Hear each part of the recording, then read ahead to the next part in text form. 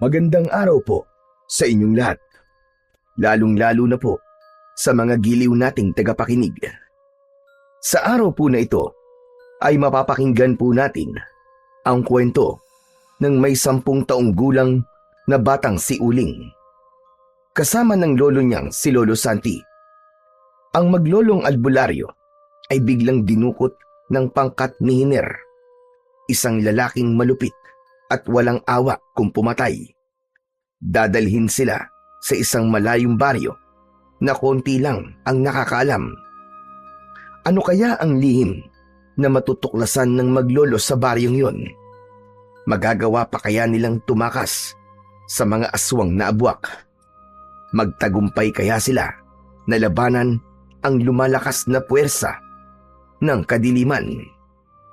Sama-sama po nating pakinggan ang buhay at pakikipagsapalaran ng maglolong albularyo na umubos sa puwersa ng mga abwak sa baryo.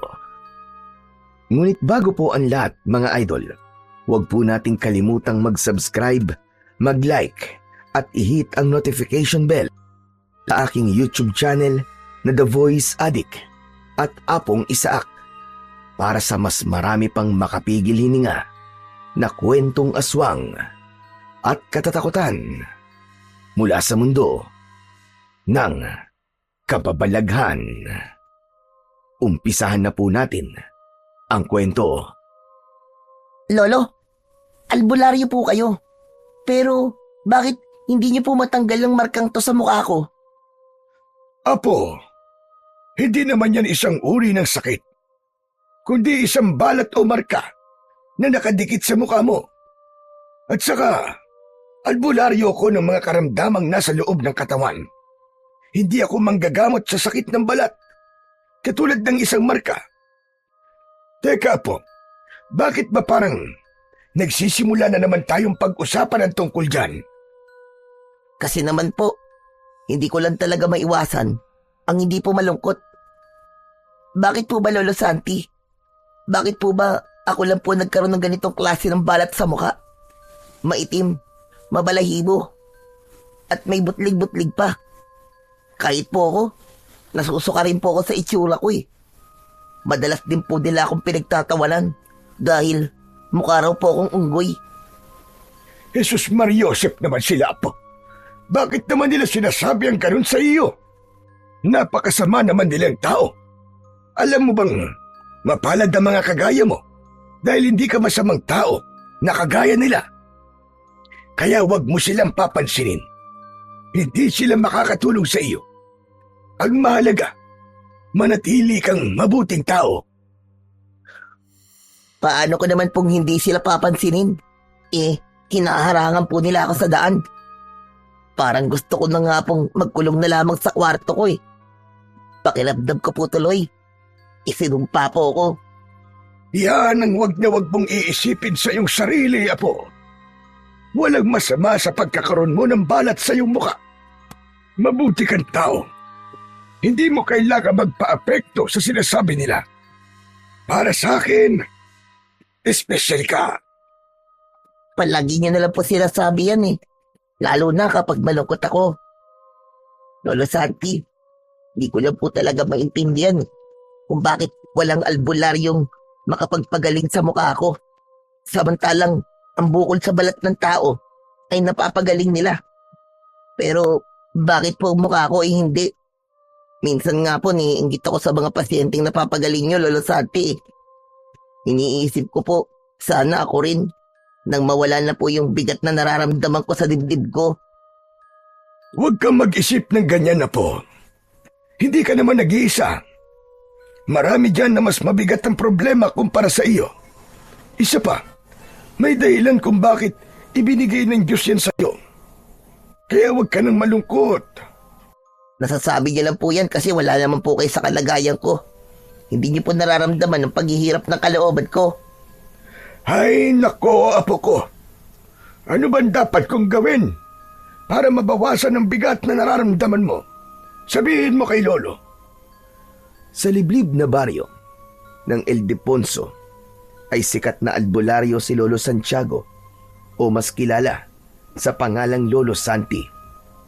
Kasama niya ang 10 taong gulang na batang si Uling. Bansag yun sa kanya dati pa dahil sa kondisyon ng bata. Hindi makapag-aral si Uling dahil madalas siyang tinutukso ng mga kaklase niya. Kaya naman, tinuturuan na lamang siya ni Lolo Santi sa panggagamot.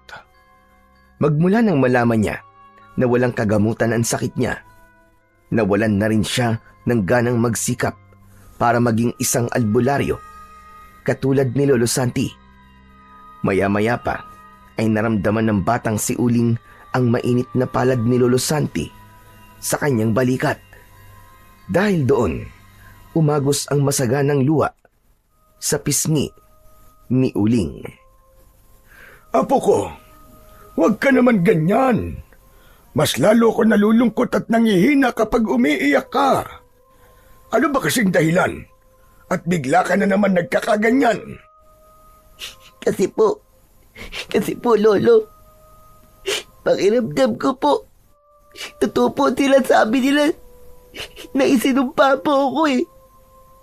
Dahil sa narinig ni Lolo Santi, ay napaunat ito sa pagkakaupo at tumabi kay Uling. Diyos ko naman, bata ka, oo. Huwag ka nga magsasalita ng ganyan. Malungkot na nag-angat ng muka si Uling at napansin niya na may luha rin sa mga mata si Lolo Santi. Naramdaman ni Uling na hinaplos ng matanda ang likod niya. Lolo, ano po ba nangyari talaga sa mukha ko? Bakit po ako nagkaganito? Alam niyo po bang matagal ko na pong alam na isinumpa talaga ako? Nanigas ang panga ni Lolo Santi sa sinabing yun ni Uling. Sinuri niyang mabuti kung nagsasabi ba ito ng totoo. Akala ni nanay, tulog na ako nung gabing yun. Ang sabi niya, hindi raw niya sinasadya na mahalin si tatay. Buntis na raw po siya doon nang malaman niyang may unang asawa si tatay at kasal pa. Alam ko po na sinabi yun ni nanay dahil sobra na siyang nahihirapan.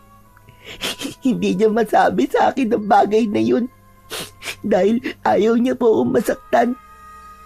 Pero magmula po kasi nang marinig ko yun, palagi na pong mabigat ang dibdib ko.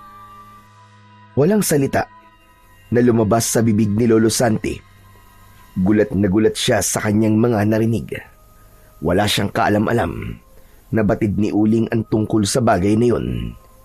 Pinili ng matanda na manahimik para pakinggan ang iba pang sasabihin ng kanyang apo. Alam niyo po ba, Lolo Santi? Sinabi rin po ni nanay na baka raw isinumpa siya nung unang asawa ni tatay. At ako po ang sumalo ng sumpang yun. Sa totoo lang po, gusto kong hanapin si tatay. Ipaparamdam ko po sa kanya kung gaano kasama ang loob ko sa kanya sa ginawa niya kay nanay. Apo, kahit nagkamali ang tatay mo, siya pa rin ang ama mo. Isa pa, gaano ba karami ang nalalaman mo tungkol sa lihim ng iyong ina? Alam ko po lahat, Lolo Santi. Lalo na po kung paanong nagdusa si nanay habang mag-isa niyang hinaharap ang problema. Ang panghusga ng mga tao sa kanya. Lahat ng mga yun, pinagdaanan niya habang nasa sinapupunan niya ako. Alam ko rin po na hindi namatay si nanay dahil sa sakit. Pinatay po siya, di ba? Pero mas pinili ko pong manahimik. Dahil sabi niyo, huwag akong gagawa ng masama. Tuluyan nang bumigat ang dibdib ni Lolo Santi sa kanyang mga narinig. Nakabig niya ng yakap ang ulo ni Uling at napahagulgol ng iyak. Diyos ko, wala akong kaalam-alam na ang bigat-bigat na pala ng mga pinagdadaanan mo, apo ko. Patawarin mo si Lolo, apo. Hindi ko sinabi sa iyo kung ano ang totoo dahil ang buong akala ko Hindi mo pa alaman lahat ng tungkol sa'yo. Hindi natapos ni Lolo Santi ang mga sasabihin nang biglang bumalandra ang nakasarado nilang pinto. Lumitaw ang isang lalaki na nagmamadaling lumapit sa kanila. Balot ng tela ang mukha nito at may hawak na malapad na itak. Pablot na hinila ng lalaki ang braso ng matanda at agad na tinutukan ng itak sa mukha. Hoy, tanda! Ikaw ba ang albularyo rito, ha? Oo, ako nga. Teka, sino ba kayo?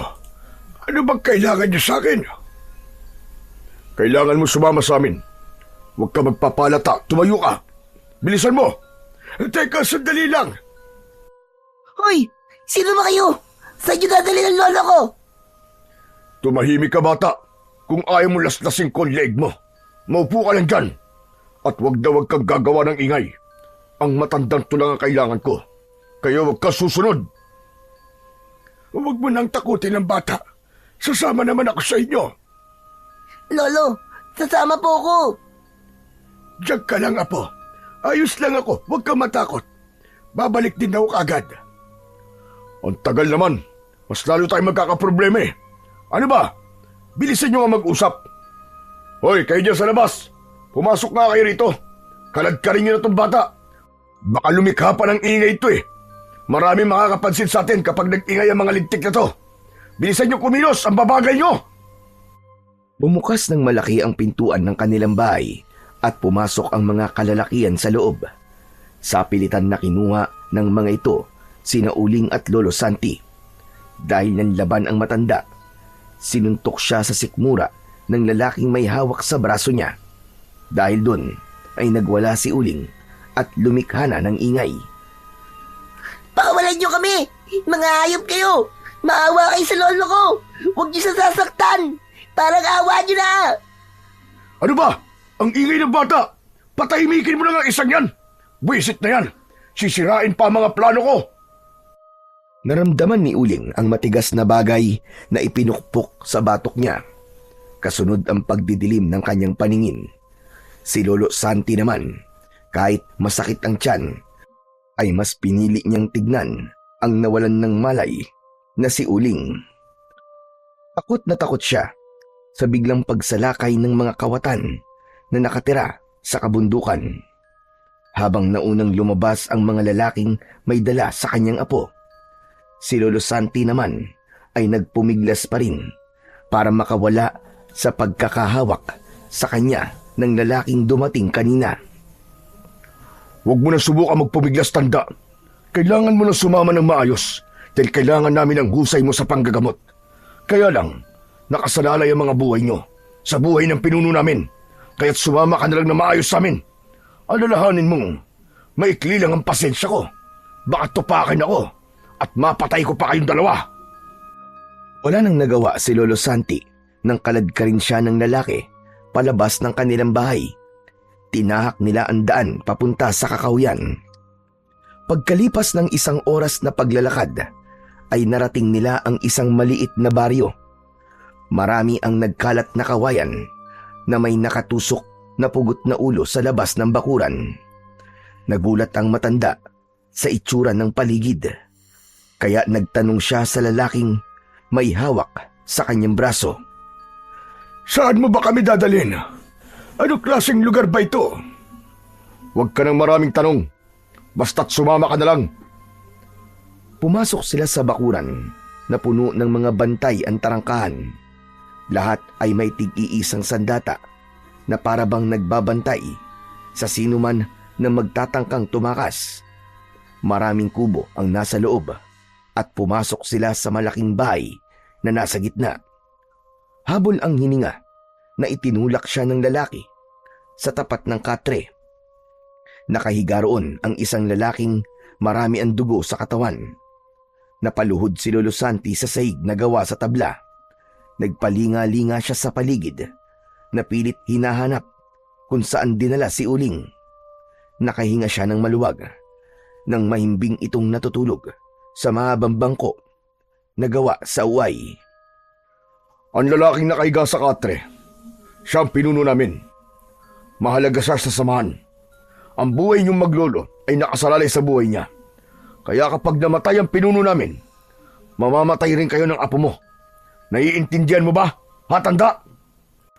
Naiintindihan ko. Basta't huwag niyo lang sasaktan ang apo ko. Hindi namin kayo sasaktan. Pero hindi ako nangangakong walang mangyayaring masama sa inyo. Sa oras na hindi mo mapagaling ang pinuno namin. Heto, gamitin mo to. Operahan mo ang sugat niya na may tama ng sibat. May laso ng talim, kaya kailangan mong bilisan ang kilos. Hindi operasyon ang kailangan niya, kundi katas ng mga dahon na may taglay na kontralason para sa sugat niya. Sabihin mo agad lahat ng kailangan mo at ipapakuha ko sa mga tauhan ko. Inisa-isa ni Lolo Santi ang mga kakailanganing gamot para sa pinuno ng mga ito. Mabilis yun na kumpleto dahil marami ang alagad ng lalaki. Nang maihanda niya ang lahat ng gagamitin, nilapitan niya ang nakahigang pinuno. Wala itong malay at napansin niya na ang paligid ng mga sugat nito ay nangingitim na at namamaga. Agad niyang kinuha ang dinikdik na dahon ng sambong, ugat ng bagangan, artamesa at katas ng dahon ng saging para sa pamamanhid. Nang mapatakan ng matanda ang sugat, sa kanya nilinisan ng katas ng dahon ng bayabas ang palibot ng sugat nito. Pinakahuli ay tinalian niya ng tela ang sugat ng lalaki. Ngayong tapos mo ng gamutin ang sugat ng pinuno namin, hindi pa kayo maaaring umuwi ng apo mo. Hihintayin nating magising ang pinuno. At saka, wag na wag niyong susubukan tumakas. Dahil kung hindi, ipapapatay ko kayo sa mga nagbabantay dyan sa labas. Nakita mo naman siguro kung gaano karami ang mga alagad ko. Dito pa lang, pagpipira-pirasuin ko na kagad ang mga katawan nyo. Huwag kang mag-alala. Hindi kami tatakas ng apo ko. Basta't marunong ka ring tumapad sa sinasabi mo.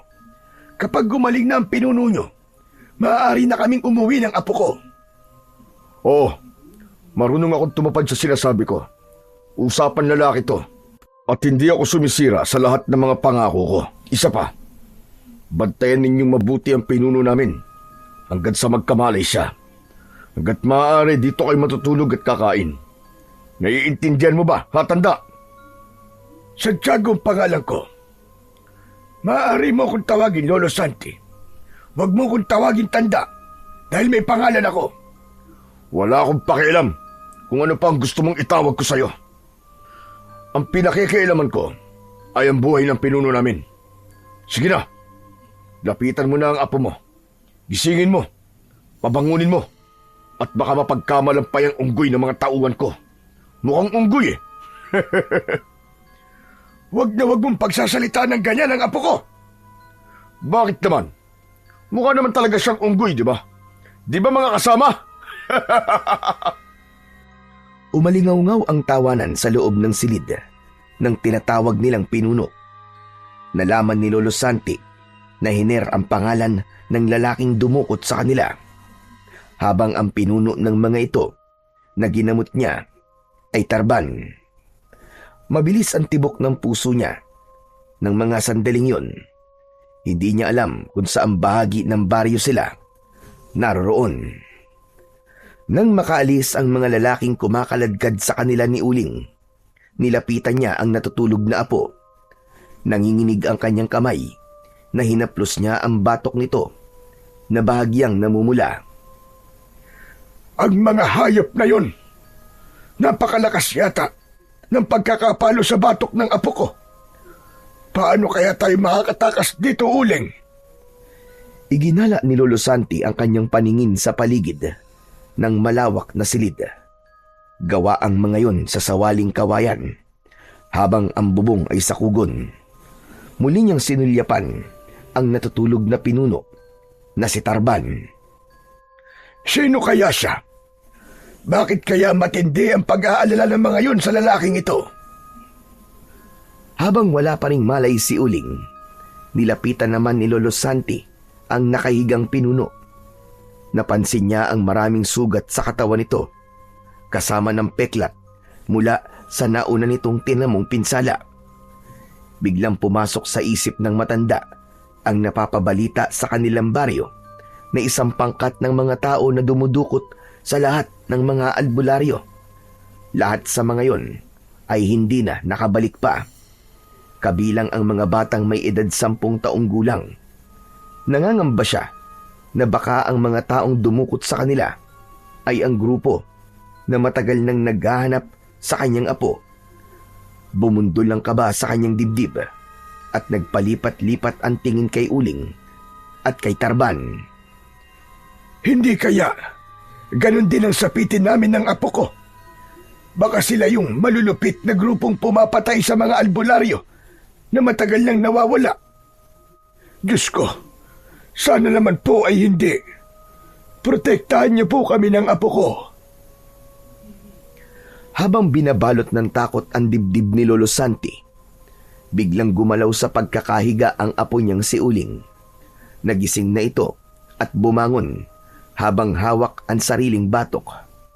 Maliit ang buka ng mga mata na pilit siya nitong inaaninag. Lumapit siya sa kinaroroonan nito at tumayo sa tapat ni Uling. Lolo, nasan po tayo? Nandito tayo sa baryo nila, apo. Wala namang masamang nangyari sa akin. Ginamot ko lang ang lalaking nakahiga. Hindi pa po ba tayo uuwi? Natatakot na po ako sa kanila, Lolo Santi. Baka kung ano po ang gawin nila sa atin. Pasensya ka na, apo. Hihintayin na raw muna natin na magising ng kanilang pinuno. Yun ang pangako sa akin ni Hiner. Lolo Santi, umalis na po tayo rito. Hindi po ako naniniwalang pauuwiin nila tayo. Isa pa nga yan sa mga inaalala ko, apo. Malakas ang kutob kong sila ang mga lalaking napapabalitang dumudukot sa mga albularyo at sa mga batang kasing edad mo. Mas lalong natakot si Uling nang maalala ang balitang yumanig sa kanilang baryo sa Ildefonso. Natagpuan noon ng isang albularyo, 2 araw na nawala. Nang muling makita ang manggagamot, ay wala na yung buhay, habang ang mga batang halos kasing edad niya ay hindi na nakabalik pa. Napakapit si Uling sa braso ng kanyang lolo Santi. Lolo, tara na po, umalis na po tayo rito. Mamamatay po tayo rito, Lolo. Isang malalim na buntong hininga ang pinakawalan ni Lolo Santi. Saka ito naupo sa tabi ni Uling. Napatitig siya sa nakahigang pinuno habang mahimbing itong natutulog. Batay sa hininga ng lalaki ay maayos na ang kalagayan nito at ligtas na sa kapahamakan. Maaari na sana silang magpaalam para umuwi sa kanilang bahay, pero dahil siya lang naman ang nakakaalam sa kalagayan ng pinuno, natitiyak niya na ilang araw pa silang mamamalagi roon. Samantala, binalot naman ng pag-aalala ang dibdib ni Uling. Alam niya na kahit kailan ay hindi sila magiging ligtas sa lugar na yon. Nararamdaman niya na merong kakaiba sa mga taong nakapaligid sa kanila. Pagkalipas ng ilang sandali, bumukas ang pintuan. Pumasok si Hiner, dala ang isang basong tubig at ibinigay yun kay Lolo Santi. O, tanda. Ikaw na magpainom ng tubig sa pinuno namin. Ipaubos mo at siguraduhin mong maiinom niya. Paano naman niya ito maiinom?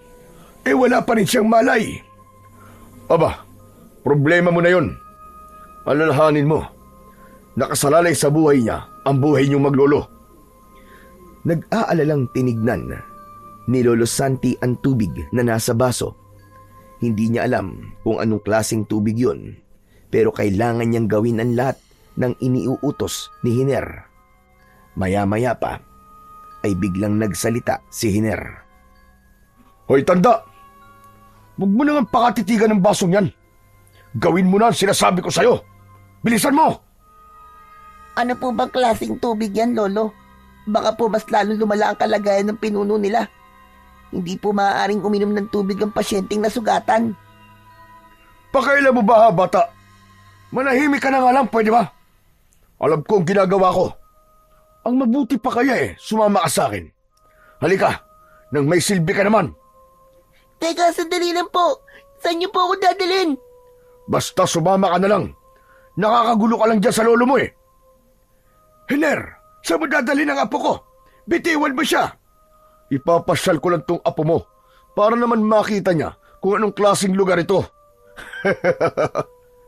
Hiner, nakikiusap ako. Huwag mo nang pakialaman ang apo ko. Pwede ba, tanda? Asikasuhin mo na lang ang pinapagawa ko. Huwag mo akong pinakikialaman. Sige na. Hoy bata, halika na. Aalis na tayo. Lolo! Tulungan niyo po ako, Lolo! Sumama ka na lang.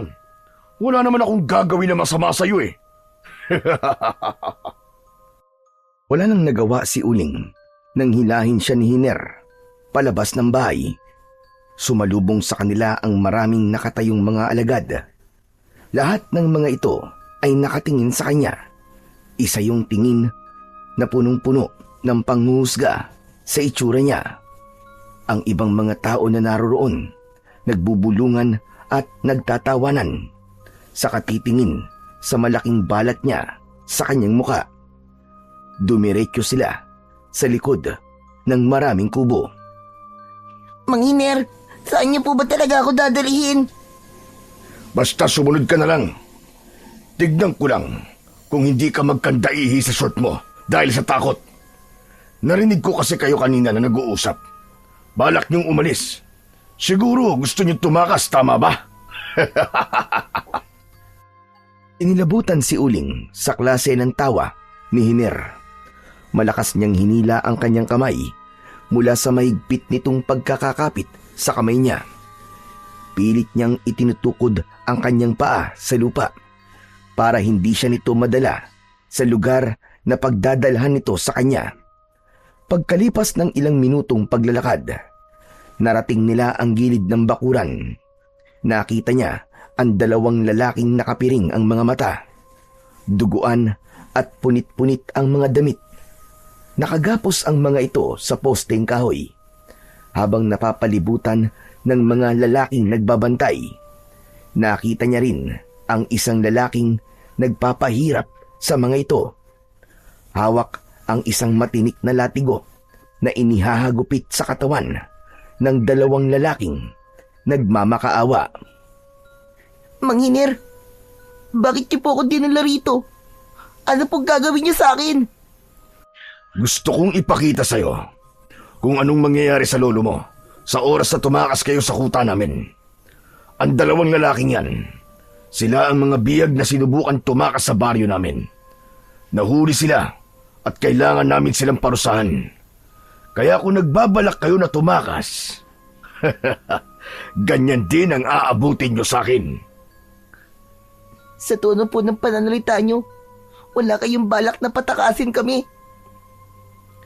Imbis na sumagot, ay ngumisi ng nakakaloko si Hiner.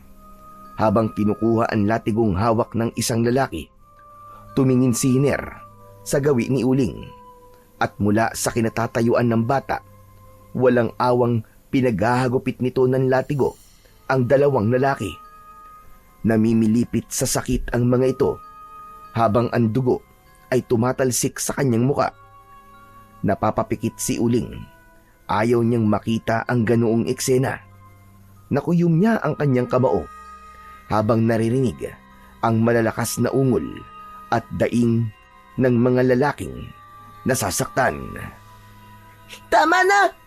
Tama na po! Itigil niyo na po yan! Huwag niyo po silang saktan! Parang awa niyo na po!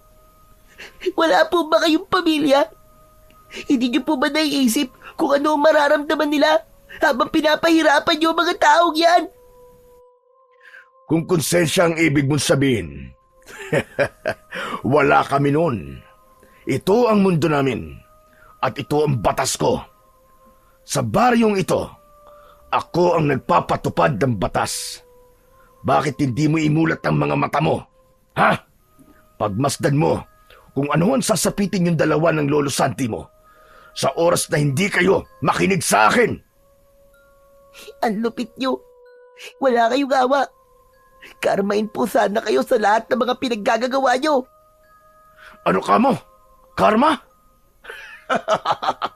Ang karma ay ang malaking kulay itim na balat dyan sa pagmumukha mo. Yun ang totoong karma. Kasunod ng malalakas na tawanan sa palibot ni Uling. Napilitan siyang magmulat ng mga mata at matalim na titigan si Hiner. Bumakas ang galit sa anyo ng bata pero nawala rin nang makita ang dalawang lalaki na halos maligo na sa sarili nitong dugo. Napaatras siya at hindi makapagsalita. Lumapit naman si Hiner sa natitigilan na si Uling. Ayan, hawakan mo ang latigo. Ikaw ang magparusa sa kanila. Lakasan mo ha! Nang hihilakbot na napatingin si Uling sa muka ni Hiner, saka pinagmasdan ang latigo. Ano? Ayaw mo bang gawin? Kunin mo. Ikaw ang papatay sa kanila. Hindi ka naman mahihirapan dahil halos butas-butas na ang katawan ng mga yan. Ikaw lang ang tatapos sa paghihirap nila. Sunod-sunod na pag-iling ang ginawa ni Uling. Napaatras siya papalayo sa latigo na halos magkulay pula dahil sa dumikit na dugo. Ayoko po. Nakikiusap po ako sa inyo, Magider. Huwag niyo na lang po silang papatayin. Para gawa niyo na po. Huwag mo na akong daanin sa paawa-awa mong yan. Marami na akong pinatay, bata. Hindi na ako nakakaramdam ng awa. Ano? Susunod ka ba? O bubutasin ko ng itak ang leeg mo? Itinaas ni Hiner ang itak at itinutok yun sa lalamunan ni Uling. Habang pilit nitong iniaabot ang latigo, naramdaman niya ang malagkit na likidong dumikit sa kanyang kamay. Sige, gawin mo na! Ipakita mo sa akin na kaya mo silang patayin! Nanginginig ang kamay ni Uling habang hawak ang latigo. Nakatingin siya sa dalawang lalaki na halos nakalaylay ang ulo. Namimilipit ang mga ito dahil sa sakit. Binuhusan pa ang mga ito ng tubig na lalong nagpasigaw sa dalawang lalaki. Ano? Tatayo ka na lang ba dyan? O ikaw ang ipapalit ko sa kanila? Mamili ka, bata. Buhay mo o buhay ng mga lalaking yan? Mas lalong idinikit ni Hiner ang talim ng itak sa leeg ni Uling.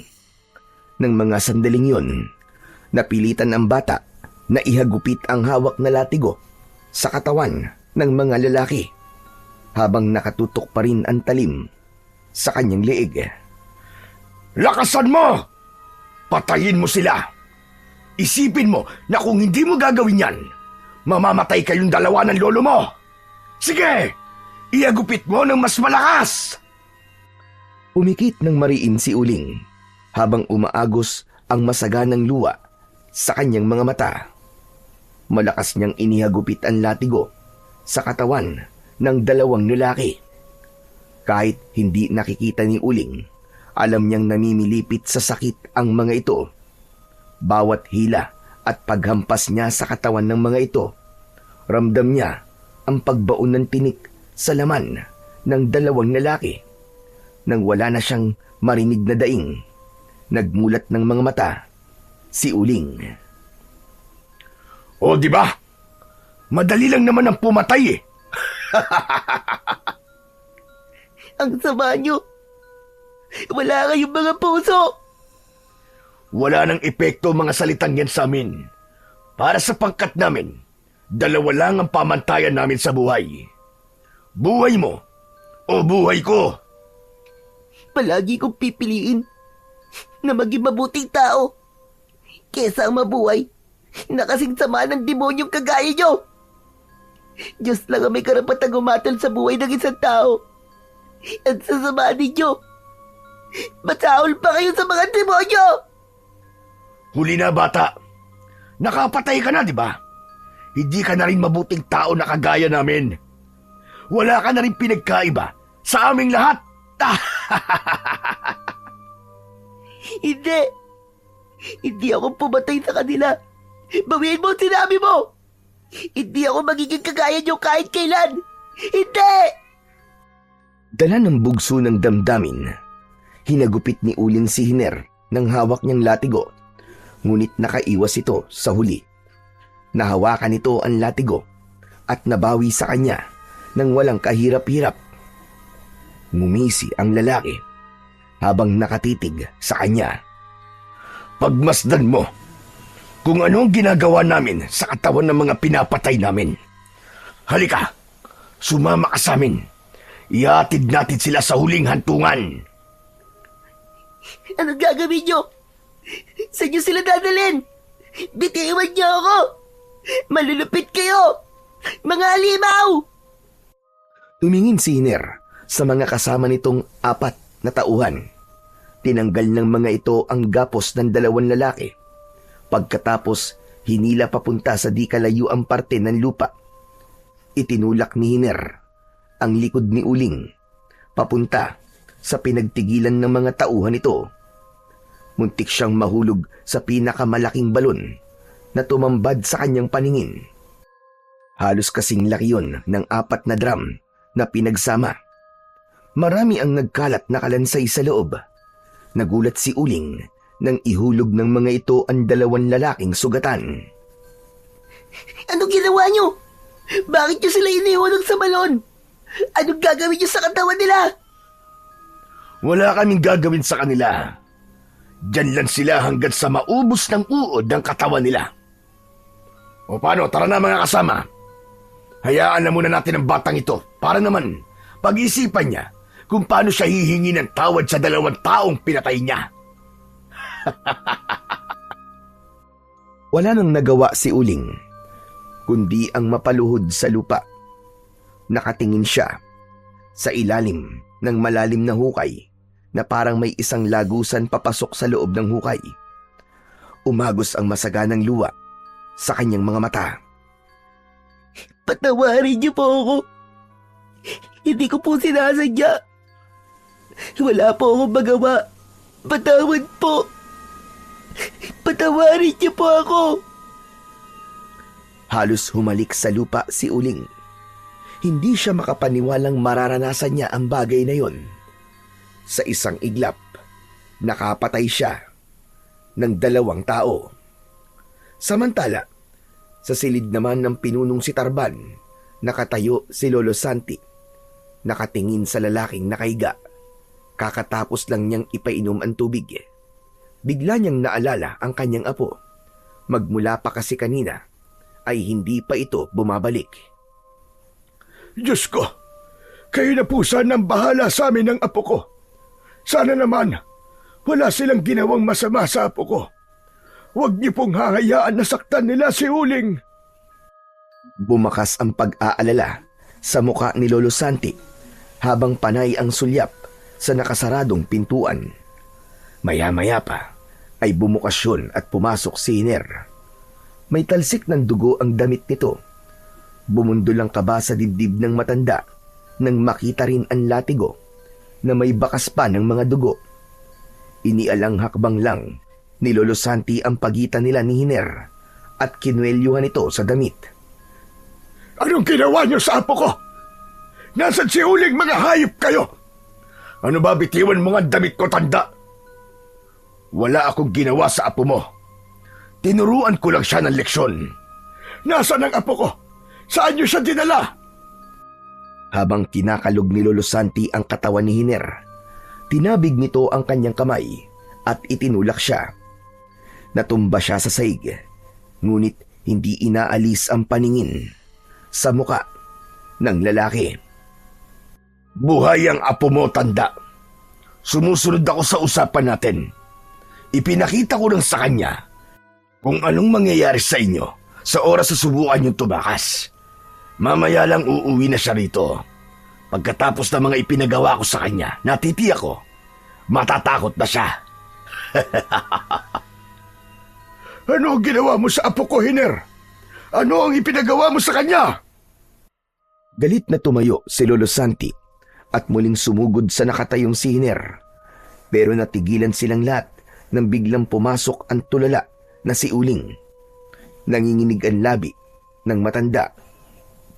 Nang makita ang muka ng kanyang apo, dahil maraming dumikit na dugo sa muka nito, pagpasok naman ni Uling sa loob, bigla siyang napaiyak. Mabilis siyang lumapit sa kanyang lolo. Maigpit siyang yumakap dito habang paulit-ulit na humihingi ng tawad. Lolo, nakapatay po ako. Pinilit po nila ako na wala po akong kasalanan. Pinatay ko po ang dalawang lalaking yun. Patawarin niyo po ako. Ano ka mo? Nakapatay ka? Hiner! Anong ginawa mo sa apo ko? Sus! Ang drama-drama niyo naman. Ang sakit sa mata ng eksena niyo. Pwede ba tumigil na kayong dalawa? Mas lalo lamang ako naaalibadbaran sa pagmumukha niyo eh. Siya nga pala, tanda. Huwag kayong maingay. Baka magising ang pinuno namin. Ibang magalit yan. Sige ka. Kayo rin. Wala akong pakialam. Hindi niyo dapat idinamay ang apo ko sa kasamaan ninyo, mga hayop kayo. Hayop na akong hayop. Wala na rin akong pakialam. Gawin mo na lang ang lahat ng mga ipinag-uutos ko sa inyo nang hindi kayo masaktan. Nang makaalis si Hiner sa harapan ng maglolo, magkayakap na naupo sina Uling at Lolo Santi sa bangko. Awang-awa si Lolo Santi sa kanyang apo. Kung pwede lang sanang tumakas, marahil ay ginawa na nila. Basta ligtas lang ang kanyang apo. Natatakot siya na baka mamunyag sa lahat ang isang lihim na matagal niya nang itinatago. Lolo, ang sama po nila. Tinuruan po nila akong pumatay ng tao. Pinatay ko po ang dalawang lalaking walang kalaban-laban. Diyos ko, kalimutan mo na yun, apo. Kalimutan mo ang lahat ng mga nakita mo. Hindi mo sila pinatay. Hindi ikaw ang may gawa nun sa kanila, apo. Lolo, ako po talaga pumatay sa kanila gamit ang lati ko. Masama na rin po ba ako kagaya nila? Di ba, Lolo, albularyo po kayo? Gamutin niyo po sila. Baka naman po buhay pa po sila o sandali lang po na walang nangininga. Kailangan niyo po silang tulungan, Lolo. Tulungan niyo po sila. Hindi tayo maaaring makialam sa kanila, apo. Hindi natin alam kung ano tumatakbo sa isip nila, Hiner. Baka gawin nila sa atin ang ginawa nila sa dalawang lalaki na yun. Hindi po, Lolo. Lalabanan ko po sila. Ililigtas ko ang mga tao pinahihirapan nila. Hindi ko po hayaan na magtagumpay sila sa mga binabalak nila. Apo, makinig ka. Kahit na anong mangyari, wag na wag kang gagawa ng ikakapahamak mo. Nakikiusap ako, makinig ka naman. Biyag nila tayo rito. Kaya mag-iingat ka sa mga ikinikilos mo. Pero Lolo, hindi po rin tayo nakakasiguro na ligtas tayo sa lugar na to. Kailangan makaisip po tayo ng paraan, Lo. Kapag nakatakas tayo, magsumbong po tayo sa mga pulis. Hindi yung ganong kadali, apo. Nakita mo naman kung anong ginagawa nila sa mga tumatakas, hindi ba? Paano nga kung gawin din nila yun sa atin? Hindi na nakipagtalo pa si Uling sa matanda.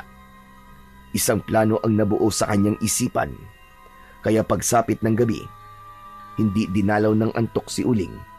Hinintay niya na makatulog si Lolo Santi bago siya tumayo at maingat na naglakad palabas ng bahay. Babalikan ko ang dalawang lalaki na yun. Kahit ano magyari, baka buhay pa sila at nagkukunwari lang na patay. Nagpalinga-linga sa paligid ang batang si Uling. Mabilis ang takbo na nagpalipat-lipat siya sa mga bahay na nakatayo sa gilid ng kuta. Maingat din siyang lumapit sa kinaroroonan ng balon. Nang makarating si Uling sa tapat ng malalim na hukay, sinilip niya yon. Ngunit madilim dahil tanging liwanag lamang ng buwan ang tanglaw sa lugar na yon. Umikot siya sa gilid ng balon habang panay pa rin ang silip sa ilalim. Kaya hindi niya napansin na malapit ng mabuwal ang tinutungtungan niya na bato at kasama siyang nahulog sa balon. Pagbagsak niya sa lupa, tumama ang likod niya sa ulo ng lalaking inihulog kanina. Aray ko! Aray! Ang sakit ng likod ko! Kinapa ni Uling ang katawan ng lalaking katabi niya. Malamig at walang palatandaan na buhay pa ito, habang ang naaamoy niyang singaw ng dugo ay sumasama sa amoy ng nabubulok na laman ng tao. Gumapang siya papalapit sa isa pang katawan ng lalaki. Kagaya ng nauna, ay wala na rin itong buhay. Patawarin niyo ako. Isinusumpa ko na bibigyan ko po kayo ng katarungan. Mananagot sila sa ginawa nila sa inyo. Habang buhay ko pong tatandaan ang naging dahilan ng kamatayan niyo. Hindi pa halos nakakatayo si Uling, ay bigla siyang nakarinig ng malakas na kaluskos sa bahagi ng madilim na lagusan. Sigurado siya na may daan sa loob ng balon. Maingat siyang tumayo habang pinakikiramdaman ang sarili. Mabuti na lang at kahit papano ay may konting liwanag na pumapasok sa bahaging kinatatayuan niya. Teka, bakit kaya biglang nagbago ang amoy ng paligid? Parang may nabubulok na laman ng hayop. Tsaka, parang ang init din ng loob ng balon. Napaawang ang bibig ni Uling nang makarinig siya ng malakas at mabigat na yabag papalapit sa kanyang kinatatayuan. Sumandal siya sa pader na lupa at ganun na lamang ang panlalaki ng mga mata ng bata nang makita ang isang nilalang na may nakakatakot na anyo. Ang ulo nito ay sa bayawak, ang mga braso ay sa tao. Kitang-kita ni Uling ang mahabang pangil na nakalabas sa bibig nito. Diyos ko po, isang dabuhalang bayawak na tao. Anong klaseng nilalang ito? Halos mabingi si Uling sa lakas ng kabog ng dibdib niya. Hindi siya makagalaw at pakiramdam niya ay hindi na siya humihinga ng mga sandaling yun. Mula sa kanyang kinaroroonan ay kitang-kita ni Uling kung paanong nilantakan nito ang katawan ng dalawang lalaki. Sinimot ang bawat laman at dinig na dinig niya ang pagkadurog ng buto. Mula sa loob ng bibig ng halimaw, dala ng labis na takot, napasigaw si Uling. Huli na para pigilan ang sarili dahil nakatingin na sa kanya ang halimaw, habang ang bibig nito ay nakalawit pa rin ang katawan ng tao. Huwag! Maawa ka! Huwag mo akong papatayin! Umuka ang bibig ng halimaw. Ngumisi na tumutulo ang malapot nitong laway. Mabangis at nakakatakot ang mapupula nitong mga mata. Lumapit sa kanya ang halimaw, kaya't kitang-kita ng bata ang mas nakakatakot nitong anyo. Huwag! Huwag kang lalapit sa akin! Huwag! Lumayo ka! Para mo nag-aawa! Huwag mo akong papatayin! Huwag! Napapikit si Uling nang mabilis itong tumakbo papalapit sa kanya. Umaangil ito na halos masakit sa tenga. Ngunit nang makita nito ang mukha niya, mabilis din ang paglayo nito. Nawala sa dilim at naglaho sa kanyang paningin. Iniwan siyang natitigilan. Salamat po, Diyos ko. Kung ganun, ang halimaw na yun takot siya sa mukha ko. Pero, paano nangyari yun? Habang abala si Uling sa pag-iisip, bigla niyang narinig ang galit na si Hiner. Kasama nito si Lolo Santi na nagising nang wala siya sa tabi nito. Inilaylay ng mga ito ang lubid saka hinila siyang papaakyat. Pagkaakyat niya ay sinalubong siya ng sampal ni Hiner. Bumagsak si Uling sa lupa habang sapu-sapo ang pisngi. Lintik ka! Anong ginagawa mo sa balon na yon, ha? Paano kung doon ka nilapa ng mga halimaw na nagbabantay ron? Ha? Siguro balak mo tumakas, no? Balak ko talagang tumakas. Dahil pagbabayaran niyo ang pagpatay sa dalawang lalaking yun kanina. Pero kinain siya ng halimaw na yun. Inaalagaan yung isang kampo na kadiliman. Mga demonyo talaga kayo. Apo ko, akala ko ba'y nag-usap na tayo tungkol dito? Hoy tanda, kausapin mo yung apo mo ha. Baka hindi ko yan matansya. Pareho ko kayong ihulog sa balon na yan. Hoy ikaw naman uling. Kalimutan mo kung anong mga nakita mo kanina. At sa susunod na uulitin mo pa to. Pababayaan na kitang mamatay dyan. Naiintindihan mo? Galit na iniwan sila ni Hiner sa lugar na yon, habang si Lolo Santi naman ay labis na nag-aalala para sa kanyang apo. Inalalayan niyang tumayo si Uling. Apo, talaga bang matigas na ang ulo mo? Anong ginagawa mo sa balon? Diyos ko, muntik na akong atakihin sa puso sa ginawa mo. Lolo, may nakita po ako. Nakita ko po isang halimaw na nakatira sa balon. Kinain niya po yung dalawang lalaki. Akala ko po buhay pa sila eh. Kaya ako po sila pinuntahan dito. Hindi ko naman po akalain na makakakita po ako ng isang malaking bayawak. Ang kamay niya po ay sa tao. Ang laki niya po. Lolo, naubos po niya kagad yung dalawang bangkay.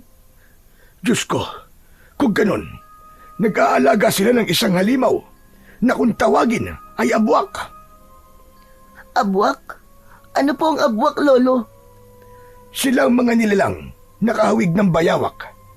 Isang aswang na kumakain ng patay, bulok na lamana at tao na matsitsempuan nila. Dumadaan sila sa ilalim ng lupa para makapambiktima. Kung ganun, ang lagusan po na nakita ko kanina ay daanan po ng isang abwak papunta sa ibang baryo para makapambiktima po ng tao. Oo, Apo. Bigla akong kinabahan dahil sa mga sinabi mo. Hindi kaya ang mga batang nawawala na hindi na nakakabalik ay ipinapakain nila sa halimaw na yun? Pero paano ka nakaligtas, Apo? Bakit hindi ka sinaktan ng abwak na yung kanina? Yun na nga po gusto ko po sabihin sa inyo, Lolo eh. Natakot po siya sa kulay itim na balat ko sa muka. Muntik na sana niya akong lantakan kanina, Lolo. Pero nung tamaan po ng sinag ng buwan ng mukha ko, bigla po siyang tumakbo papalayo. Matagal na hindi nakasagot si Lolo Santi. Pero nang makabawi ito sa pagkabigla, mabilis nitong hinila ang kamay ni Uling. Pumasok sila sa bahay ng pinuno. Ngunit pagdating nila roon, nadatna nila na nakaupo na ang pinuno sa katre. Nakapalibot dito ang mga tauhan kasama si Hiner. Lumapit kayo. Mabuti naman at bumalik na kayo. Nagising na si Pinunong Tarban. Gusto kanyang kausapin, Lolo Santi. Halika, tanda. Pati na ang batang may balat sa muka. Lumapit kayo sa akin. Lumapit ang maglolo sa lalaking nakaupo. Blanko ang ekspresyon ng mukha nito, ngunit bakas ang pagiging isang pinuno. Nakatitig sa mukha ni Uling ang pinunong si Tarban. Mahusay kayong manggagamot, Santi. Pinagaling niyo ang sakit ko. Mula sa laso ng kamandag na kobra. Wala pa akong nakikilalang mahusay na albularyo kagaya niyo sa buong buhay ko. Salamat naman kung ganun. Pwede na po ba kaming umuwi, Mang Tarban? Kung napagaling na po kayo ng lolo ko. Kailangan na po naming umuwi eh. Yan ang hinding-hindi ko papayagan. Nabanggit sa akin ni Hiner na nakita mo raw ang balon sa likod ng bahay ko. Alam mo bang karamihan sa pinapatay namin ay yung mga taong nakakaalam sa mga alaga naming abwak? Lalo na kapag mga batang makukulit at pakailamero. Hindi ako naghihinayang na patayin sila. Hindi kami makakapayag na malaman ng ibang tao ang tungkol sa mga alaga ko. Ano ang ibig mo sabihin, Tarban? Alam mo na kung anong ibig ko sabihin, Santi. Hindi na kayo makakaalis sa baryo namin kahit na kailan. Pababantayan ko ang lahat ng labasan at ikukulong ko kayong dalawa sa bahay ko. Mapapakinabangan ko ang kakayahan mo, tanda. Simula ngayon, ako lang ang pagsisilbihan mo. Narinig naman ninyo siguro ang sinabi ng pinuno namin, hindi ba? Simula sa araw na to, si Pinunong Tarban lang ang gagamutin mo, tanda. Sinungaling ka, Hiner! Niloko niyo kami ng apo ko! Hindi ka marunong tumupad sa usapan! Usapan lang natin yun. Iba pa rin ang usapan yun ni Pinunong Tarban. Sige, mga kasama. Dalhin nyo sila sa magiging bahay nila. Wag na wag nyo silang patatakasin. Dala ng matinding galit, sinugod ni Uling ang nakatayong si Hiner. Sinipa niya ang maselang parte ng katawan nito. Kaya napabaluktot ito dahil sa sakit. Umalingaw-ngaw naman ang tawa ni Tarban dahil sa ginawa na yon ni Uling. Maging si Lolo Santi ay nagulat sa ginawa ng kanyang apo. Parang nagugustuhan ko ang batang yan. Sa tingin ko magagamit ko rin siya. Magaling ang nakuha mo, Hiner. Talagang maaasahan ka pagdating sa paghahanap ng mahuhusay na tao. Dahil dyan, gagantimpalaan kita ng maraming alak at babae.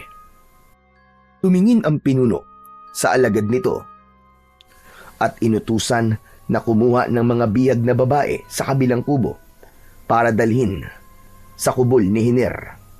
Natuklasan tuloy ng maglolo na maraming bihag ang mga ito bukod sa kanila. Maya-maya pa ay naramdaman ni Uling ang mga kamay na pumigil sa kanyang braso at kinaladkad silang dalawa ni Lolo Santi palabas ng bahay. Dinala sila sa isang maliit na kubo na gawa sa kugon at kawayan. Itinulak sila sa loob at mabilis na isinara ang pinto. Lolo Santi, ano po gagawin nila sa atin? Makukulong na po ba tayo rito habang buhay? Hindi tayo makukulong dito, Apo. Tatakas tayo. Kailangan lang natin ng tamang pagkakataon. Sila ang sumira sa usapan. Niloko nila tayo. Ganun pa man, yun ang pinakamalaking nagawa nilang pagkakamali. Ang ikulong tayo rito. Sila na rin ang nagukay ng sarili nilang libingan. Makahulugan at may tonong banta ang boses ni Lolo Santi habang yakap si Uling. Bakas naman sa mukha ng bata ang labis na pagtataka. Ilang sandali pa ay namagitan ang mahabang katahimikan sa maglolo. Pareho silang abala sa pag-iisip kung paano sila makakatakas. Pero bigla na lang nagbukas ulit ang pintuan. Kinuha ni Lolo Santi si Hiner at kinaladkad palabas ng bahay. Saan niyo dadalhin si Lolo Santi? Lolo! Lolo! Bitiwan niyo ako, mga hayop kayo! Anong gagawin niyo sa akin? Tumahimik ka, tanda. Wala kaming gagawin sa'yo. Kakausapin ka lang ni Pinunong Tarban. Kaya humanda ka sa mga tanong niya. Lolo, huwag ka sumama sa kanila! Huwag niyo po akong iwan dito! Natatakot po ako rito! Mang Hiner, nakikiusap po ako! Huwag niyo na pong isama ang lolo ko!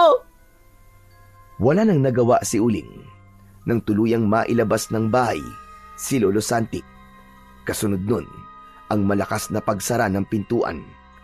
Ilang beses na pinagbababayo ng kamao ni Uling ang pinto.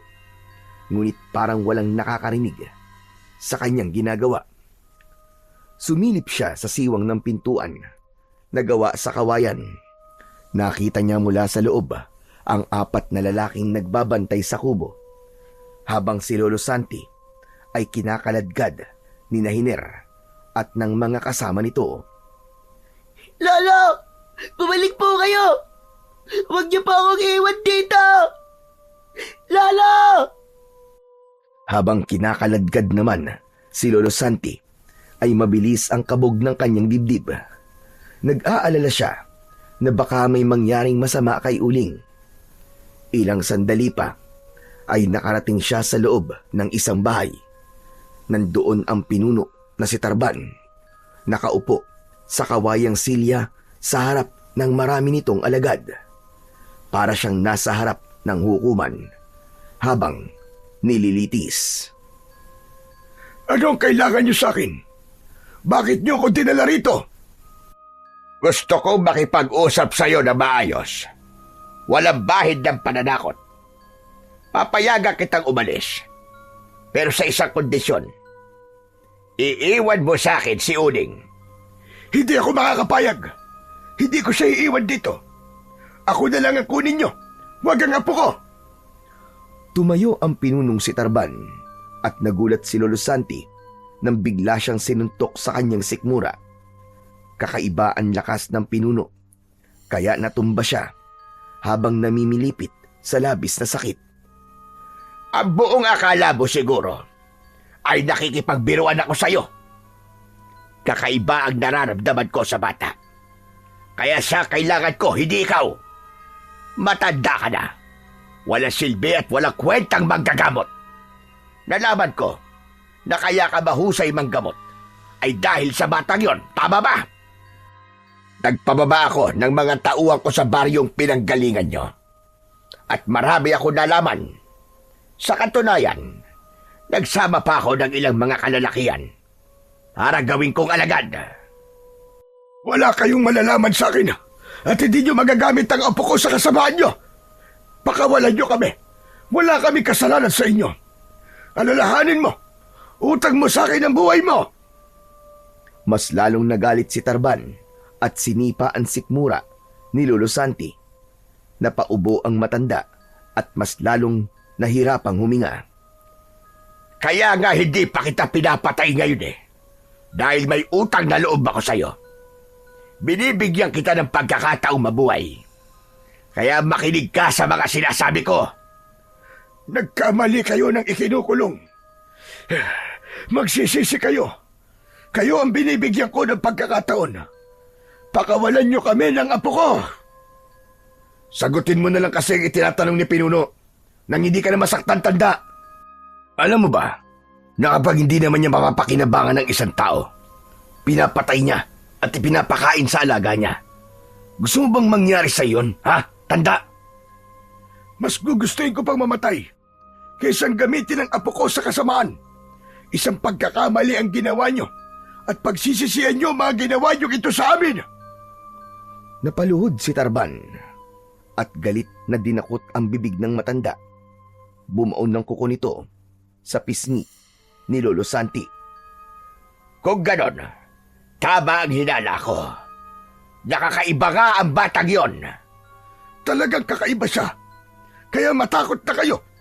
Hindi nyo alam kung anong ginagawa nyo. Siya ang tunay na halimbawa ng isang karma. Sige, saktan nyo ko. Galitin nyo siya nang makakita kayo ng totoong halimaw.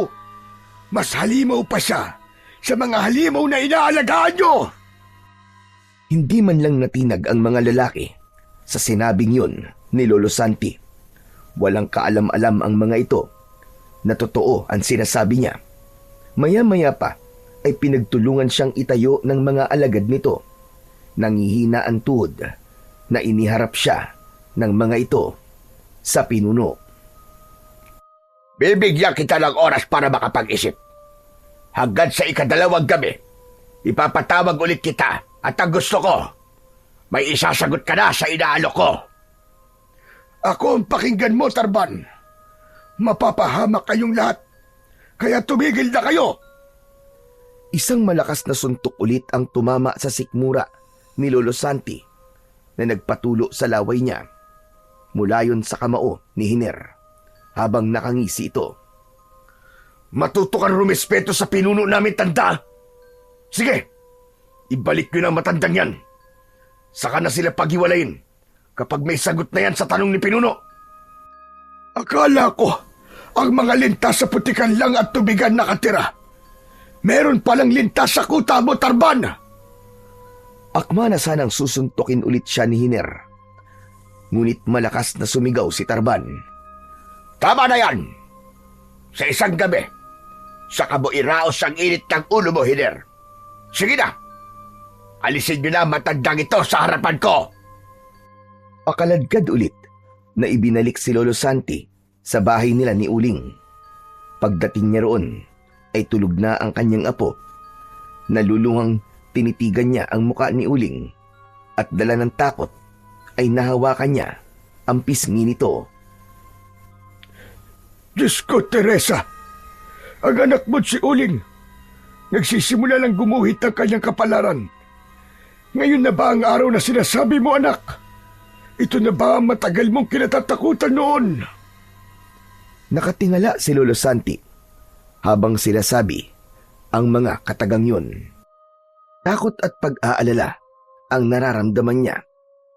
Hindi niya kakayanin na mabuhay ang kakaibang nilalang sa pagkatao ng kanyang apo. Dahil hanggang ngayon ay hindi pa rin siya nakakasigurado kung ang nilalang ay mabuti o masama. Kahit ginawa niya ang lahat para mas manaig ang kabutihan sa puso ng kanyang apo, darating ang oras na kakailanganin na nitong harapin ang pinakatatago nitong lihim. Dala ng pagkakabugbog sa katawan ng matandang si Lolo Santi, kagad siyang nakatulog sa tabi ng kanyang apo na si Uling. Kinabukasan ay nagising silang dalawang maglolo sa malakas na pagbalandra ng pinto. Mabilis na pumasok si Hiner at tinutukan silang dalawa ng itak. Sino sa inyong dalawa lumabas ng bahay kagabi? Ha? Nagkatinginan ang maglolo. Hindi nila alam kung ano ang sinasabi ni Hiner. Inulit nito ang pagtatanong, pero si Lolo Santi na ang sumagot. Ako lang ang lumabas kagabi dahil ipinakaladkad niyo ako sa mga tauhan niyo. Kaya bakit kayo nandito? Hindi sumagot si Hiner.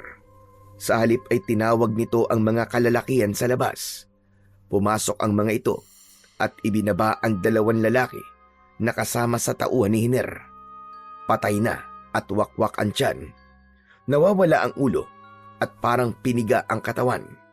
Inubos ang dugo na parang naging kahoy ang balat. Lolo, bakit po may mga patay sila dinala?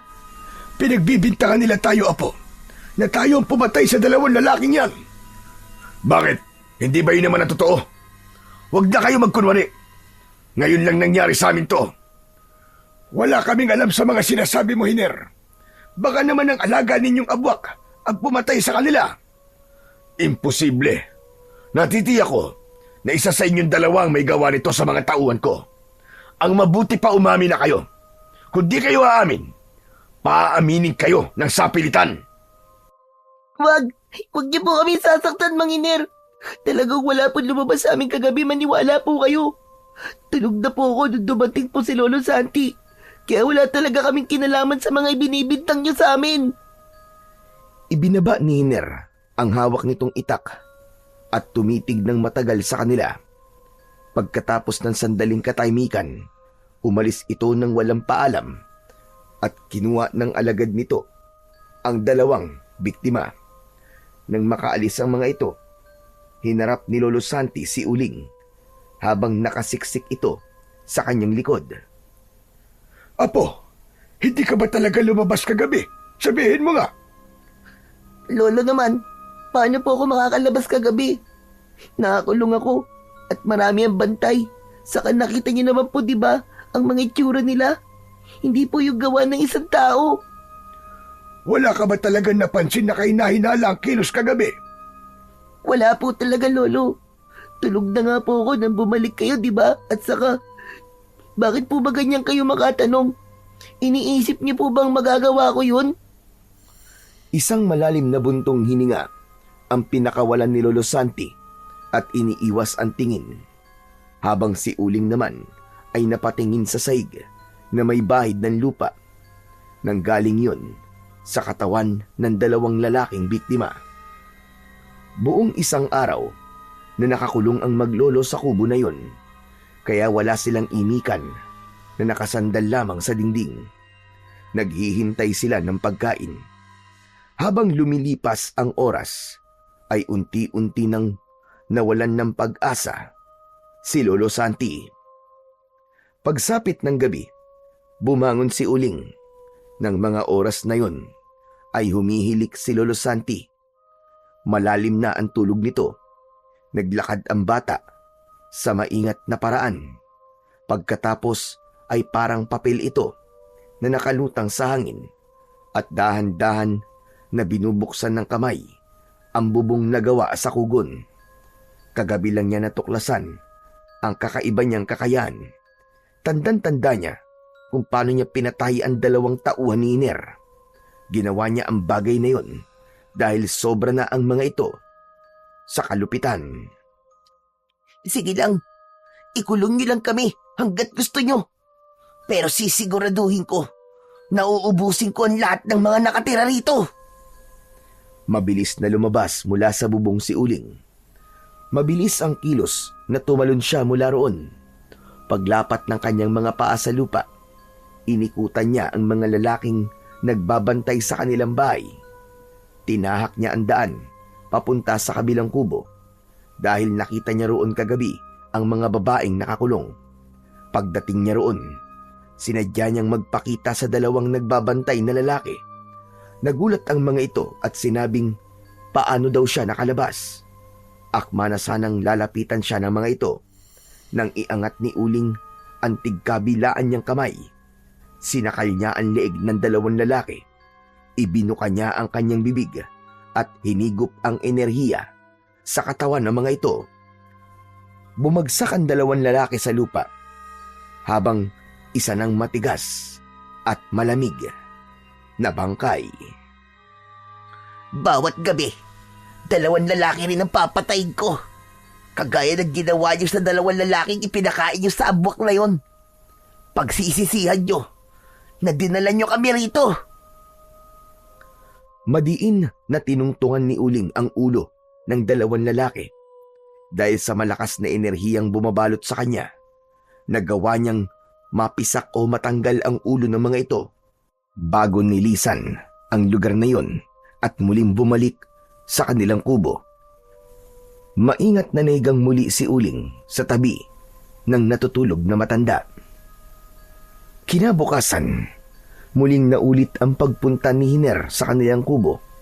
Galit na galit ito dahil 4 na sa mga tauhan ito ang pinapatay ng nilalang na gumagala sa gabi. Nadali nga lang. Bakit ba sa tuwing may namamatay sa mga tauhan mo, Hiner, ang apo ko ang pinag-iinitan mo? Paano pa siya makakatakas? Napapalibutan kami ng mga tauhan mo. Mahuhuli ko rin kung sino may gawa nito sa mga tauhan ko, tanda. Kapag nalaman ko na ang apo mong yan ang pumapatay sa mga alagad ko, lintik lang walang ganti. Ipapakain ko siya sa abwak kasama ka, matanda ka. Dahil sa sunod-sunod na pagkamatay ng mga tauhan ni Hiner, nagpadagdag ito ng tauhan na magbabantay sa kubo ng matanda. 1 sa loob at 10 sa labas.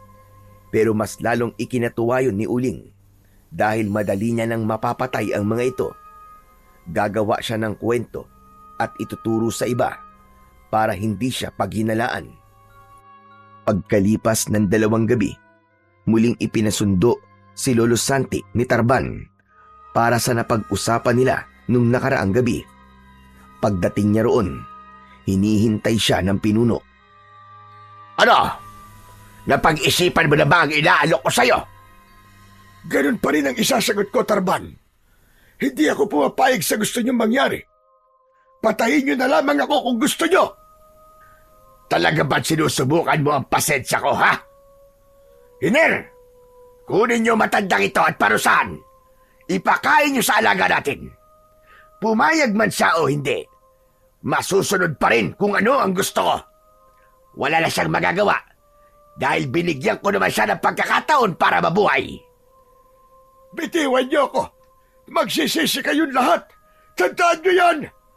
Magsisisi kayo! Halos hilahin si Lolo Santi ng mga tauhan ni Tarban, habang si Hiner naman ay nakatingin sa kanya habang malapad ang pagkakangiti sa labi. Sumunod ito sa matanda at sa tauhan ito. Pagsapit nila sa balon, agad na inihulog ng mga tauhan ito si Lolo Santi. Naramdaman ng matanda ang pagbagsak ng kanyang katawan sa mga kalansay na naroroon. Tumingala siya at kinausap si Hiner. Pakawalan niyo ako rito, Hiner! Nakikiusap ako. Huwag niyo akong iwan dito! Paalam, tanda! Bukas lang ay isa ka ng malamig na bangkay.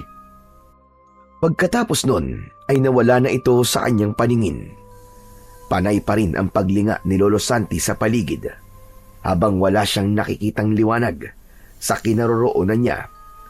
Samantala, sa kabilang dako naman ng kubo, nakatayo si Uling. Matalim ang kanyang titig sa lalaking nakatayo sa kanyang harapan. Nakabantay ito sa kilos niya. Saan niyo dinala si Lolo Santi? Bakit hanggang ngayon hindi pa rin siya bumabalik, ha? Hindi siya pinansin ng lalaki. Sa halip ay ngumiti lang ito at sinabing baka inihulog na si Lolo Santi sa balon. Mabilis na lumapit si Uling sa lalaking nakangisi. Kung gusto mo pang mabuhay, pakawalan mo ako rito. Wala akong balak na saktan ka dahil alam ko na sumusunod ka lang sa pinuno mo. Pero ikaw pa rin na magpapasya kung mas pipiliin mong maging masama o mamamatay na kasama nila. Imbis na maniwala kay Uling ang lalaki, pinalo siya nito ng talim ng itak. Nasugatan siya sa braso, ngunit hinawakan lang yun ni Uling at unti-unting naghilom yun. Bumalik ang dugong umaagos mula sa sugat niya. At dahil sa nakitang yun ng lalaki, na paatras ito, nanginginig ang kamay na handa na sanang tumakbo, pero nahawakan niya ito sa leeg. Bumuka ang bibig ni Uling at hinigop ang enerhiya ng lalaki. Unti-unting natuyo ang balat nito hanggang sa magmuka itong kahoy. Binitiwan niya ang katawan nito at sinira ang pinto. Nagulat ang 10 bantay nang lumabas ang batang si Uling. Huwag na kayong lumaban kung gusto niyo pa mabuhay. Si Lolo Santi lang ang kailangan ko. Saan siya dinala ni Mang Hiner? Sabihin niyo! Dahan-dahan na naglakad si Uling habang ang 10 lalaki ay pumalibot sa kanyang kinatatayuan. Nakatutok sa kanya ang itak ng mga ito at handa ng sumugod. Unang umatake sa kanya ang 2 lalaki, pero sinalubong niya kagad ang mga ito ng 2 suntok sa muka.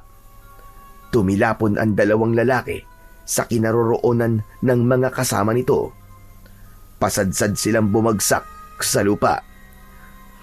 Nasaan si Lolo Santi? Saan niyo dinala ang lolo ko? Namumula ang muka na tanong ni Uling. Bigla niyang naramdaman ang kakaibang lakas ng enerhiya na naiipon sa loob ng kanyang katawan. Akma na sanang susuguri niya ang 8 lalaki nang lumitaw ang malakas na liwanag sa buo niyang katawan. Naglalagablab at nasunog ang katawan ng 4 na lalaking unang umatake sa kanya. Tangka na sana nagaganti sa kanya ang 4 na natitira. Dumagundong ang tunog mula sa umaangat na lupa habang may nilalang na gumagapang sa ilalim nun.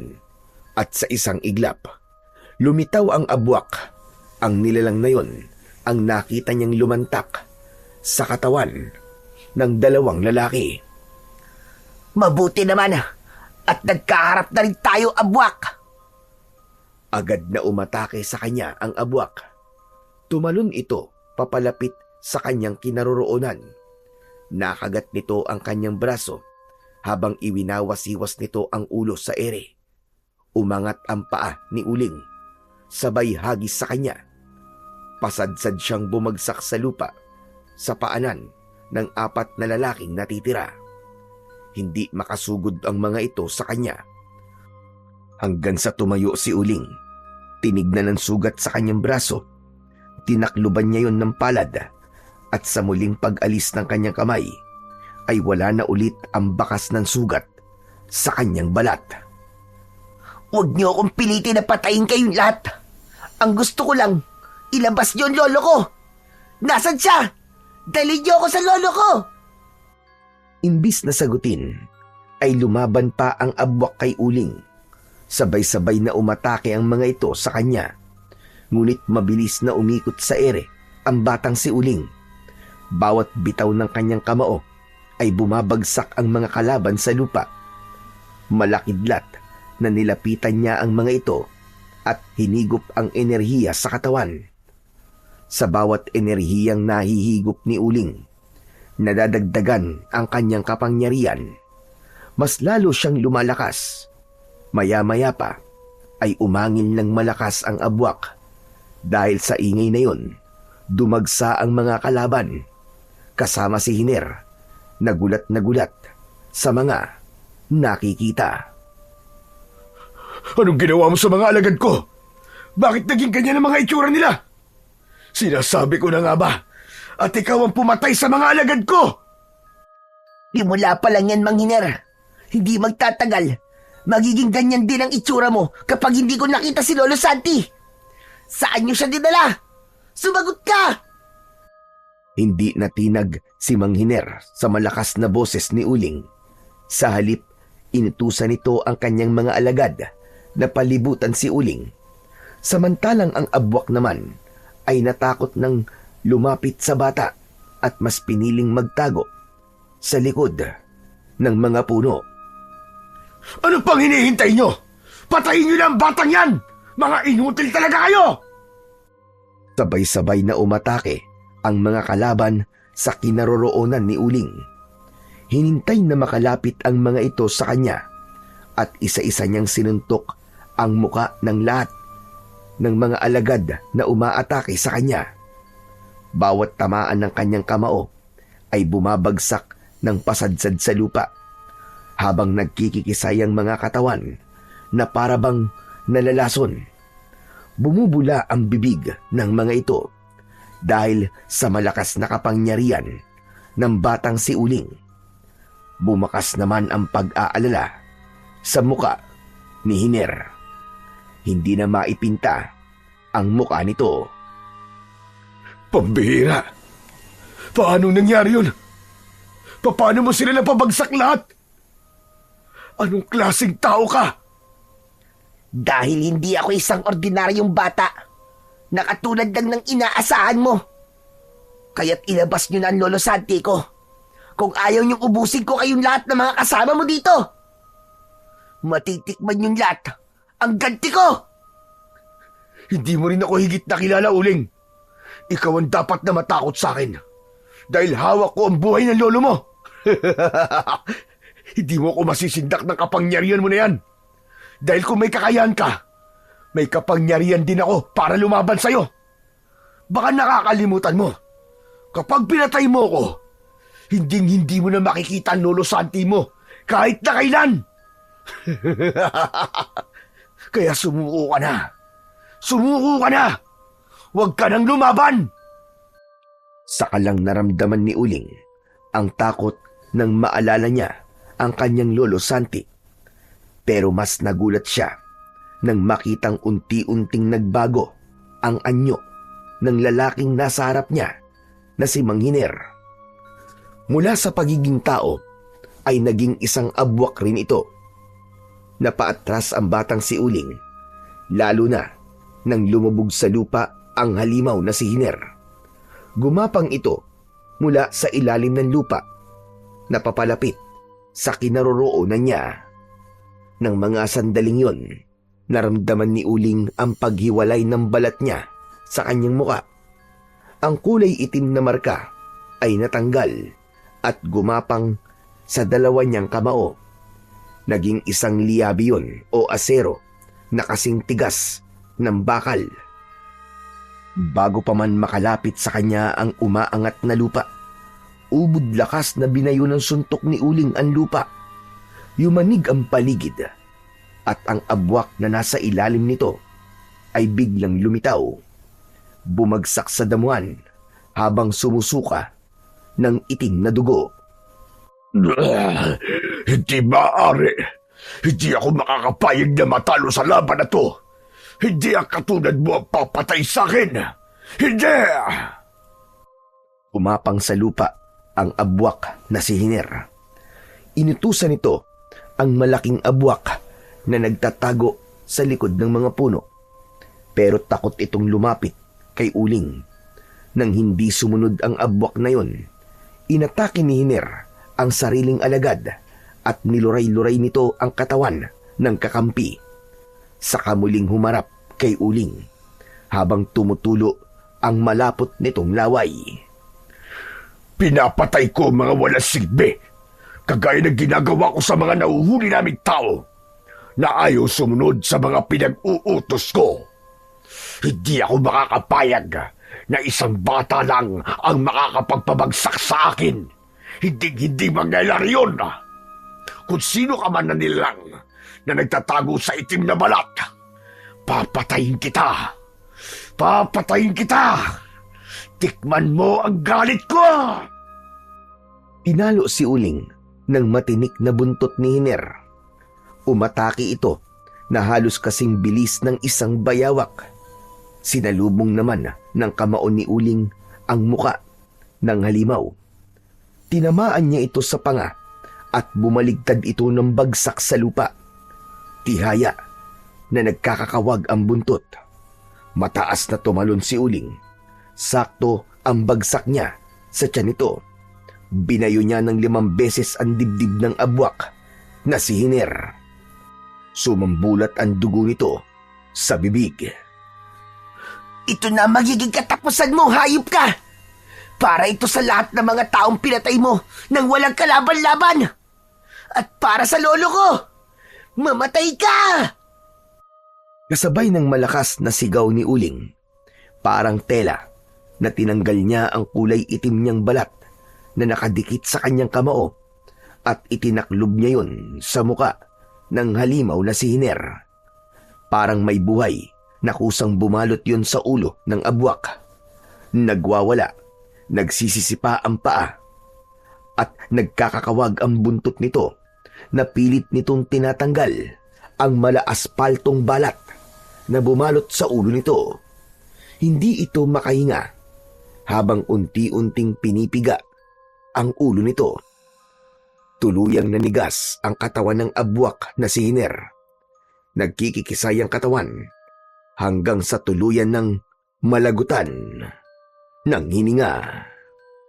Pagkatapos ay saka muling bumalik ang kulay itim na balat sa kamao ng batang si Uling. Pero nagulat siya sa biglang pagsasalita ng lalaking nasa likuran niya.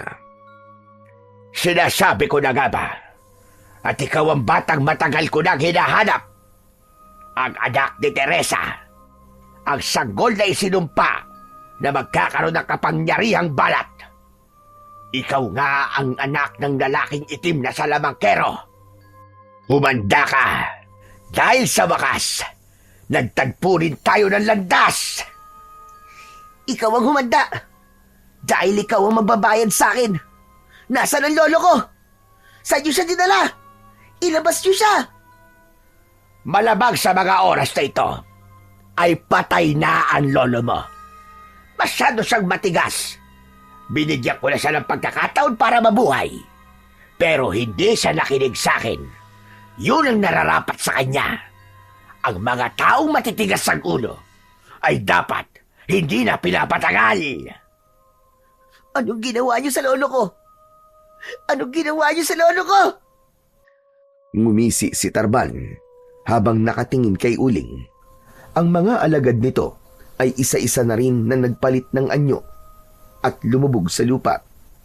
Habang gumagapang papalapit sa kanya, lahat ng sumulpot sa kanyang harapan ay agad na sinakal ni Uling at hinihigop ang enerhiya ng mga ito. Walang makalapit. Lahat sila ay bigong talunin ang batang may taglay ng isinumpang balat. Malakas ang loob mong lumaban sa amin dahil taglay mo ang mutya ng isinumpang itim na balat ng sinaunang salamangkero. Ikaw rin! Malakas ang loob mo na pumatay ng tao dahil sa mga alagad mo! Kung ikaw lang naman ang lalaban sa akin, hindi ka magtatagumpay! Sisiguraduhin ko sa'yo yan! Tama na ang chat-chat! Simulan na natin ang laban! Napakadaldal mo! Hoy! Kayong mga alagad ko! Patayin niyo ang batang ito! Lumaban kayo mga inutil! Hindi tayo maaaring magpatalo sa isang bata! Isang tambak kayong mga gunggong! Sabay-sabay na umatake ang mga ito sa kanya. Pero bago pa makalapit ang mga ito, nagmistulang apoy ang paligid ni Uling nang lumabas ang malakas na liwanag sa kanyang katawan. Nagkaroon din ng kulay pulang liwanag ang kanyang mga mata. Kasunod noon, umatake sa gawi ni Uling ang mga abwak. Sinalubong niya ang mga ito ng suntok, sipa, kalmot at malalakas na pagsakal sa leeg. Bawat suntok niya gamit ang liyabing balat. Bumabaon ang kamao niya sa katawan ng mga abwak. Bumulwak ang dugo ng mga ito habang nagkikikisay at bumubula ang bibig. Talaga palang malakas kang hinayupak ka. Ako naman ang pagmasdan mo kung paano kitang papatayin sa harap ng mga alagad ko. Unti-unting nagbago ang anyo ni Pinunong Tarban. Mas malaki at mas malakas na abwak. Parang ipo-ipong lumubog ito sa lupa at iniikutan ang nakatayong si Uling. Bawat sulpot ni Pinunong Tarban mula sa ilalim ng lupa ay tumatama ang suntok nito sa kanyang muka. Sa unang pagkakataon, pasadsad siyang bumagsak sa lupa. Muling lumitaw naman ang abwak na si Tarban. Alam mo bang, ako ang pumatay sa nanay mo si Teresa. Sinaktan niya ang damdamin ng kapatid ko. Ang babaeng unang asawa ng tatay mong manloloko. Nagbaliw ang kapatid ko si Leia dahil yun ang kapalit ng isumpa niya sa tiyan ng nanay mo. At ang pagiging dugong itim na salamangkero ng tatay mo ang naging dahilan kung bakit sa'yo napunta ang mutya ng isinumpang itim na balat ng sinaunang salamangkero. At ngayon na nakaharap na kita, hindi ako makakapayag na hindi ka mamamatay sa mga kamay ko! Wala akong kasalanan sa pagkakamali ng mga magulang ko sa kapatid mo. Ang tanging naging kasalanan ko lang ay ang isilang ako sa mundong to. Huwag mo akong pagbayarin sa kasalanan na hindi ko ginawa. Habang nagsasalita, ay dahan-dahan na tumayo si Uling. Pinagmasdan niya ang malaking abwak na nasa harapan niya. Nakita niya ang mga alagad nito na nakatayo sa paligid niya. Wala na. Tapos na ang paghahari mo, Tarban. Dinala mo kami rito sa baryong punong-puno ng mga aswang na abwak. Aalis ako sa lugar na to na sinisiguro kong wala ni isa sa inyo ang matitirang buhay sa baryong to. Kahit magsanib puwersa pa kayong lahat, hindi ko kayo aatasan. Habang nag-uusap sina Tarban at Uling, dumating si Lolo Santi. Putikan ang damit nito at nasa likod ng matanda ang mga babaeng unang nailigtas ni Uling. Tinulungan ng mga ito si Lolo Santi na makaahon sa balon at halos lahat ng mga kasama nito ay may mga dalang sandata. Handa na rin lumaban para iligtas ang kanilang buhay at maghiganti. Apo, si Tarban ang pumatay sa nanay mo. Siya ang umubos sa mga albularyong manggagamot sa baryo natin. Dahil sa paghahanap niya sa atin, marami ang buhay na nawala. Kaya apo, bigyan mo ng katarungan ang lahat ng mga taong nagbuwis ng buhay para sa'yo. Patayin mo ang lahat ng mga abwak na yan. Sa pagkakataong yun, ay bumalot na ang pinakamalakas na kapangyarihan ni Uling sa buo niyang katawan, kasabay ng pagsugod niya kay Tarban. Nagsalubong sa gitna ang dalawang panig. Bawat sunggab at pag-atake ng mga abwak sa matanda ay namamatay ito sa pamamagitan ng saksak ng mga babaeng may dala ng sibat.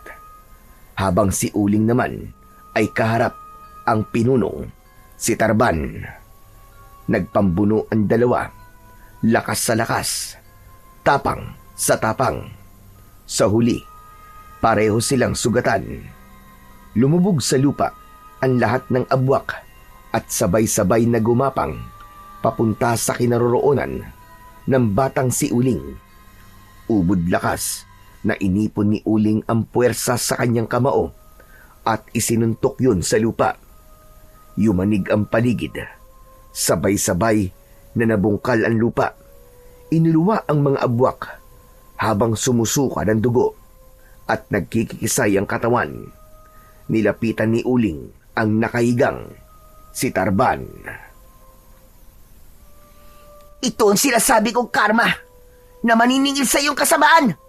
Kailanman, hindi maaaring bayaran ni Pedro ang utang ni Juan. Yan ang tatandaan mo. Wala akong kasalanan sa iyo. Kaya wala akong dapat na pagbayaran sa iyo. Ipinag-ihiganti ko lang ang nangyari sa kapatid ko.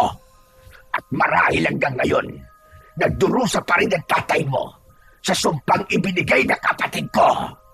Natitiyak ko na naghihirap siya sa matinding parusa.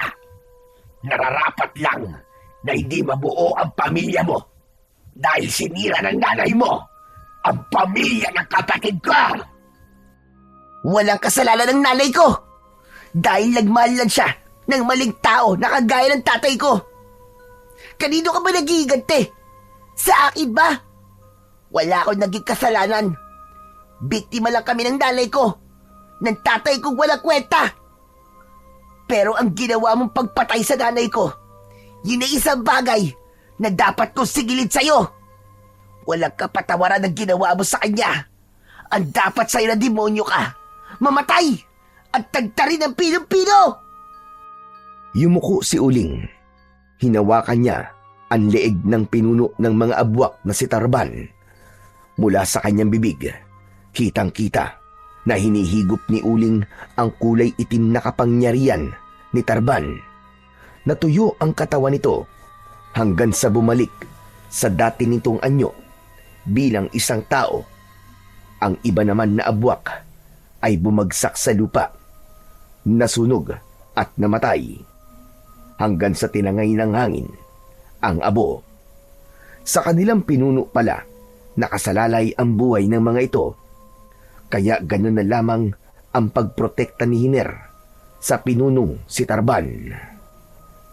Kaya nang maging abo ang katawan ni Tarban, sumabog din ang katawan ng mga alagad nito. Hanggang sa maging abo ang lahat, naluluwa na lumapit kay Uling si Lolo Santi. Yakap ng mahigpit ang apo. Hindi siya makapaniwalang mauubos ni Uling ang lahi ng mga abwak sa kuta ng mga ito. Diyos ko po, Apo! Nagawa mo! Natalo mo ang mga abwak sa buong baryo! Nailigtas mo pa ang iba pang mga biyag! Totoo nga ang sinabi ng anak ko si Teresa. Kapag pagmamahal at kabutihan ang itinanim sa batang isinumpa ng kadiliman, mananaig at mananaig pa rin sa puso niya ang kabutihan.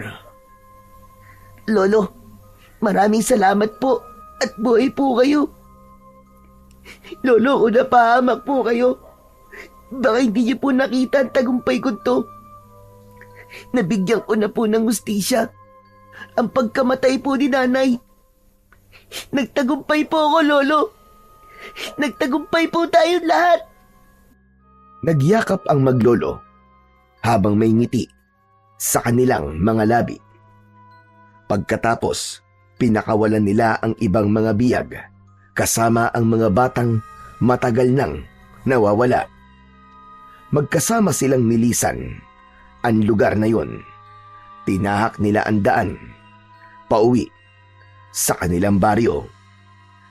Pagkalipas ng isang oras na paglalakad, sa wakas, muli nilang nasilayan ang baryo ng Ildefonso, ang baryong kanilang minamahal.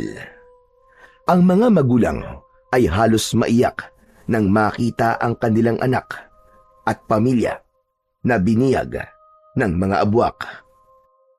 Pagkalipas ng ilang araw, nabalitaan nilang maglolo na merong sumunog sa baryo ng mga abwak. Tuluyang nabura ang lugar na yon sa kagubatan. Sina Lolo Santi at Uling naman ay muling bumalik sa panggagamot sa tulong ng lihim na kapangyarihan ng mutya ni Uling. pati ang malulubang karamdaman ay napapagaling nila. Ngunit isang araw, isang pasyente ang hindi nila inaasahan na darating. Maaari ba ako magpagamot? Natigilan si Lolo Santi nang marinig ang pamilyar na boses ng isang lalaki, habang si Uling naman ay abala sa pagdidikdik ng dahon ng bayabas sa lusong para itapal sa sugat ng mga pasyente nila sa araw na yon. Tatay Santi, pwede po ba ako magpagamot? 10 taon na ako naghihirap sa bukol na tumutubo sa katawan ko. Hirap na po ako eh. Tulungan niyo po ako, tatay. Tulungan niyo po ako. Hindi kagad nakapagsalita ang matandang manggagamot na si Lolo Santi. Nakatingin lang siya sa lalaking bagong dating. Payat na payat ito at nanginginig ang katawan. Bumakas ang pag-aalala sa muka ni Lolo Santi dahil ang lalaking yun ay si Kitan, ang lalaking nanloko sa kanyang anak. Pero mas nanaig ang awa niya para rito. Sige, maupo ka sa tabi ko. Ipapahanda ko lang ang mga gamot. Lahat ng galit ay nawala nang makita ang malalang karamdaman ni Kitan. Napansin niya, natitig si Kitan kay Uling. Naramdaman naman ni Uling na may nakatingin sa kanya. Nahuli niya na nakatingin ng isang lalaking tadtad ng bukol sa katawan. Nang magsalubong ang kanilang paningin, nakaramdam siya ng kaba. Lumapit siya rito at kinausap ang pasyente na ngayon lang niya nakita. Magpapagamot po ba kayo sa amin ni Lolo? Nang mag-angat ng paningin ang lalaki, ay may luha na ito sa mga mata. Napakunot naman ang noo ng batang manggagamot na si Uling. Teka, sandali. Bakit ganyan po kayo makatingin? Kilala niyo po ba ako? Akma na sanang magsasalita si Kitan nang sumingit naman sa usapan si Lolo Santi. Apo ko, bilisan mo na at magpapagamot daw itong si Kitan. Tignan mo nga kung kaya mo siyang pagalingin. Natigilan si Uling. Ang buong akala siguro ni Lolo Santi ay hindi alam ng bata ang totoong pangalan ng kanyang ama. Biglang nanginig ang kamay ni Uling nang maupo siya sa tabi ni Kitan. Naghintay siya na ito mismo ang magbubukas ng usapan, habang si Lolo Santi naman ay umalis at inasikaso ang iba nilang pasyente. Anak? Anak, ikaw ba yan? Ang laki mo na. Hindi nagsalita si Uling. Tuloy lang siya sa panggagamot sa bukol ng kanyang ama. Kasunod ng pagdampi ng palad niya sa balat nito, tuluyan ng bumagsak ang mga luha ni Uling. Matagal na po ba kayo nagdudusa sa sakit nyo? Bakit ngayon lang po kayo nagpakita? Tuluyang napahagulgol ng iyak si Kitan at mahigpit na niyakap ang kanyang anak. Matagal na nagtiis si Kitan na wag lumapit kay Uling. Tay, huwag niyo pong parasahan ang sarili niyo. Walang may kasalanan. Nagmahal lang din po kayo. Tama ang sinabi ng anak mo, Kitan. Matagumpay ko siyang napalaki bilang isang mabuting tao.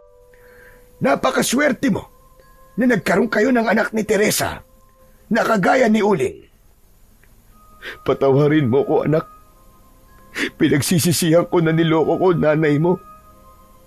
Pero kahit kailan, anak, hindi kayo nawala sa puso ko.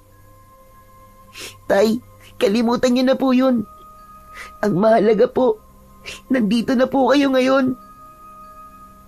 Nagulat ang lahat ng pasyente sa yakapan ng mag-ama sa harapan nila, habang ang malakas na enerhiya na bumabalot sa katawan ni Uling ay sumanib sa katawan ng ama niyang sikitan. Ginamot ng enerhiyang yon ang bukol sa katawan ng kanyang ama hanggang sa tuluyang gumaling ito. Ang buong akala ng mga tao, ang balat sa muka ni Uling ay isang ordinaryong marka lamang na walang silbi. Pero hindi nila alam na ang marka na yon na kulay itim na balat ay kusang natatanggal sa kanyang muka at nagiging isang kamaong asero o liyabe na kayang pumatay sa mga abwak sa baryo. Ang kwentong inyong napakinggan ay buhay ng isang batang sinubok ng maraming problema. Ngunit sa huli ay nanatili siyang matatag at itinuloy ang panggagamot sa mga taong may karamdaman. Pinatunayan na ang pagpapatawad ay mabisang kapangyarihan para mabawasan ang bigat sa dibdib. Ang paghihiganti sa kapwa ay palaging may hangganan at sa huli, lahat ng nagawa mong kasalanan ay merong naghihintay na kaparusahan. Kailanman ay hindi mananaig ang kasamaan laban sa puwersa ng kabutihan. Kaya sa huli, piliin pa rin nating magpatawad at maging mabuting anak ng dakilang lumikha.